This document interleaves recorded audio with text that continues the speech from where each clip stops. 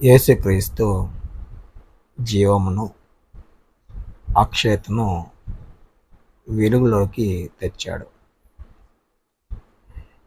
యేసుక్రీస్తు వారు శరీరధారిగా 33 సంవత్సరము ఈ భూమి మీద జీవించాడు.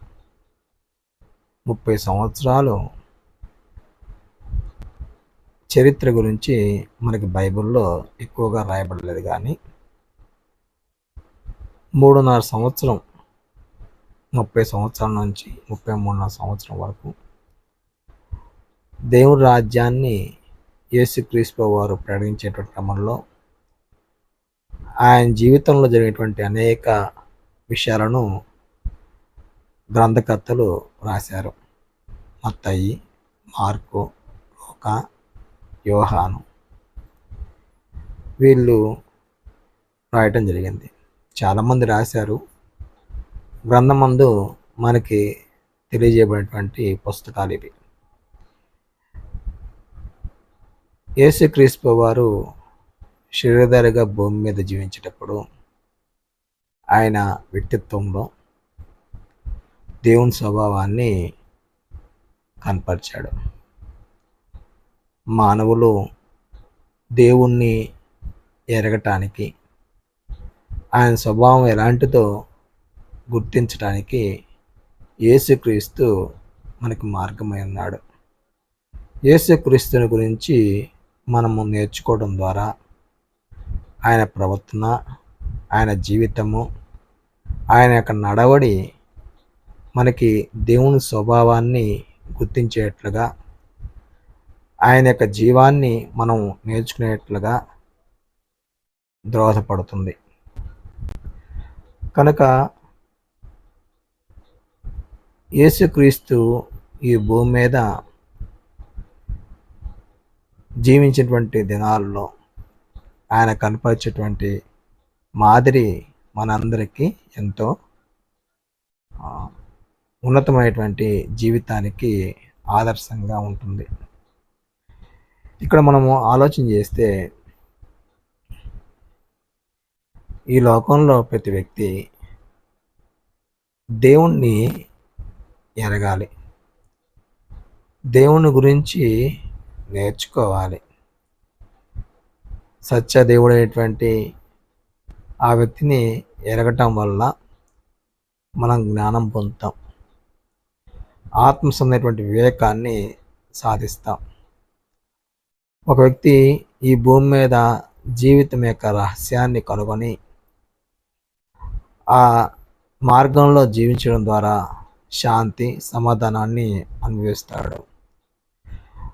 తద్వారా అతని యొక్క జీవితంలో జీవాన్ని కలిగి ఉండేట్లుగా ఆత్మసమైనటువంటి ప్రోత్సాహాన్ని దేవుడు అతనికి అనుగ్రహిస్తూ ఉంటాడు. అందువల్ల యోహాను రాసేటువంటి సువార్త 1వ అధ్యాయము 4వ వచనంలో ఈ విషయాలు మనం చదవగలము.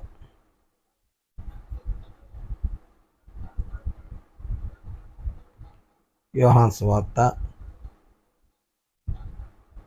1వ అధ్యాయము 4వ వచనంలో ఈ విధంగా రాయబడింది. ఆయనలో జీవముండెను, ఆ జీవము మనుషులకు వెలుగై ఉండెను. యేసుక్రీస్తు జీవాన్ని ప్రత్యక్షపరిచాడు. దేవుని స్వభావము ఏమై ఉన్నదో మనుషులు ఎరిగేట్లుగా యేసుక్రీస్తు మనందరికీ మాదిరి ఉన్నాడు. యేసుక్రీస్తును ఎరిగితే దేవుణ్ణి మనం ఎరిగిన వారంగా ఉంటాం. యేసుక్రీస్తును ఎరగకపోతే మనం దేవుణ్ణి ఎరగలేం.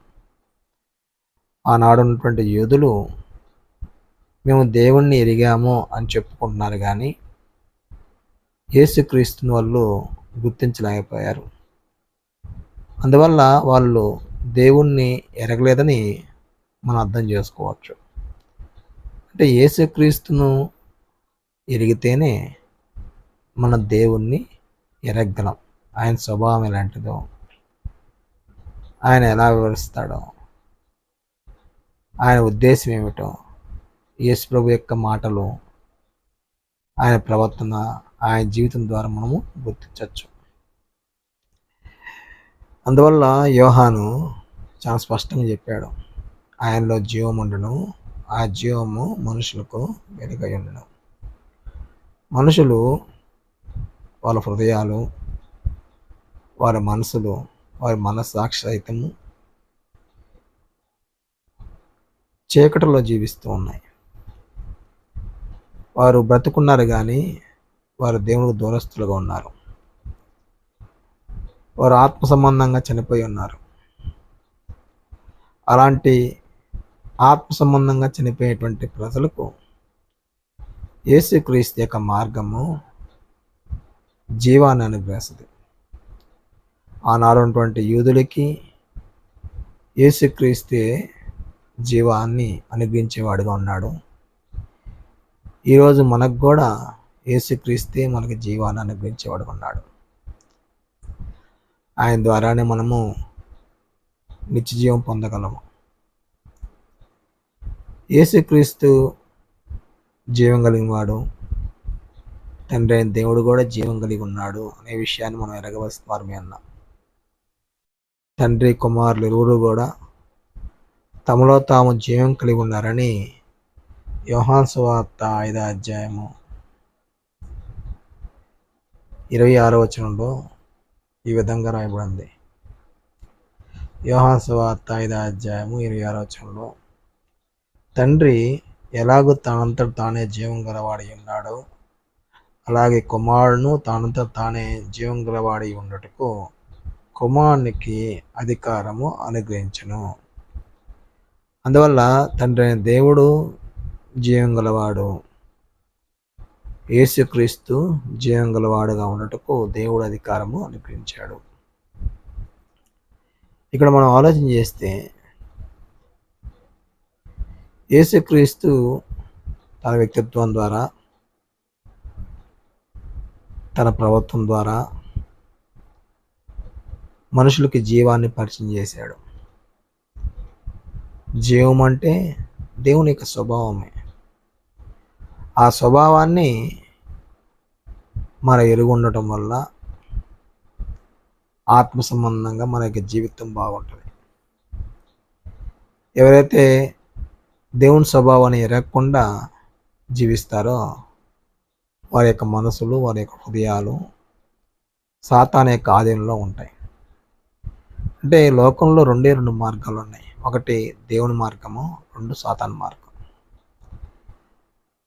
ఒక వ్యక్తి దేవుని మార్గాన్ని అనుసరిస్తే దేవుడు వాని యొక్క హృదయంలో నివాసం చేస్తాడు. యేసుక్రీస్తు వారిని పరిపాలిస్తాడు. కానీ ఒక వ్యక్తి దేవునికి వేరుగా జీవిస్తే, అనగా చెడు మార్గాన్ని అనుసరిస్తే, ఆ వ్యక్తి యొక్క హృదయంలో సాతాను నివాసం చేస్తాడు. సాతాను యొక్క చెడు క్రియలు వారిలో జీవిస్తాయి. వారి యొక్క జీవితము అంధకారము, వారి ఆలోచనలు చీకటిమయము. వారు శ్రేష్టమైన వాటిని వెతకలేరు, ఆత్మీయమైనవి వారు చూడలేరు. వారు జ్ఞానంతో ఆత్మ సంబంధమైనటువంటి వివేకాన్ని సాధించలేరు. ఇదంతా కూడా వారు ఎంచుకున్నటువంటి మార్గాన్ని అనుసరించి ఉంటుంది. అందువల్ల నేను దేవుని మార్గంలో ఉంటాను, అలాగే నేను చేసే పనులు నేను చేస్తాను అనుకునే వారు సాతాను మార్గంలో ఉన్నారు. ఎందుకంటే ఏదైనా ఒకే ఒక మార్గాన్ని ఎంచుకోవాలి వ్యక్తి. దేవుని మార్గంలో ఉంటావా, సాతాను మార్గంలో ఉంటావా? దేవుని మార్గంలో ఉన్న వ్యక్తి జీవం కలిగి దేవుని గుణాలు సాధిస్తూ ఉంటాడు, ఆత్మ సంబంధంగా ఎదుగుతూ ఉంటాడు. అతని యొక్క జీవితము అందరికీ మాదిరిగా ఉంటుంది. వారు శ్రేష్టమైనటువంటి వాటి కొరకు జీవితాన్ని సాధకం చేసుకుంటారు. వారు ఆత్మీయమైన వాటి కొరకే వారి యొక్క జీవితాన్ని త్యాగం చేస్తూ ఉంటారు. వారి ఆలోచనలు ఉన్నతంగా ఉంటాయి, బలమేయంగా మహిమతో కూడిందే ఉంటుందనే విషయాన్ని అర్థం చేసుకోవాలి. సాతాను పిల్లలు వాళ్ళు దేవుని రాజ్యానికి వేరేటువంటి వారు. వారి యొక్క జీవితం అంతే కూడా పాపపు బాట ఉంటుంది. వారి ఆలోచనలన్నీ కూడా చీకటమై ఉంటాయనే విషయాన్ని మనం అర్థం చేసుకోవాలి. ఇక్కడ మనం ఆలోచన చేసేటువంటి పాఠంలో భాగంగా యేసుక్రీస్తు జీవాన్ని మనుషులకు అనుగ్రహించాడు. యేసుక్రీస్తే లేకపోతే దేవుని స్వభావాన్ని మనం గుర్తించలేం. ఆయన నీతిని మనం గుర్తించలేం. ఆయన యొక్క స్వభావం యొక్క గొప్పతనాన్ని మనం అర్థం చేసుకోలేం.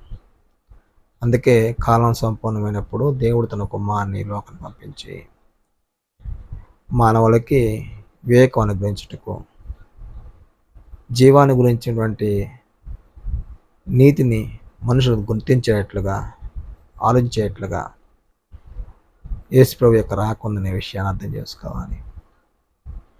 యేసుక్రీస్తు మనకి జీవాన్ని అనుగ్రహించుటకు వచ్చాడు. యేసుక్రీస్తు జీవాన్ని అనుగ్రహించేటువంటి ప్రజలు ఈ భూమి మీద ఆ జీవాన్ని సాధిస్తూ ఉంటే, అనగా దేవుని స్వభావాన్ని సాధిస్తూ ఉంటే, వారు సాధించేది అక్షయత, అనగా మహిమను వారు కలిగి ఉంటారనే విషయాన్ని మనము ఆలోచన చేస్తూ ఉన్నాం. అనగా యేసుక్రీస్తు ద్వారా జీవమును, అక్షయతను వెలుగులోకి రావడం జరిగింది. 2 తిమోతి 1:10 ఈ విషయాన్ని గ్రంథకర్త తెలియజేస్తున్నాడు. 2 తిమోతి 1:10 క్రీస్తు యేసును మన రక్షకుని ప్రత్యక్షత వలన బయలుపరచబడిన తన కృపను బట్టి మనల్ని రక్షించి పరిశుద్ధమైన పిలుపుతో ఆయన మనల్ని పిలిచెను.